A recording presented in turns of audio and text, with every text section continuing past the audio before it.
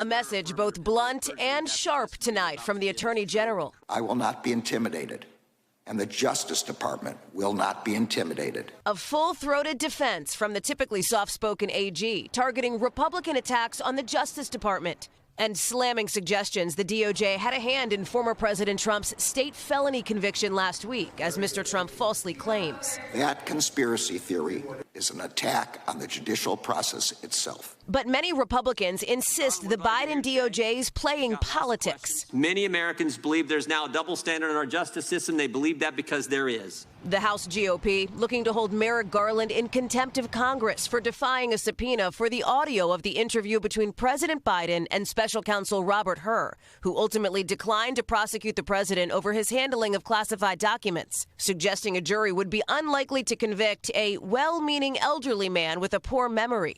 The interview transcript has already been released, but Republicans want more. We haven't heard the tapes. We don't know if they match up. If you have audio or video, that is better than a transcript. Substantively, the transcript may be accurate, but you know what?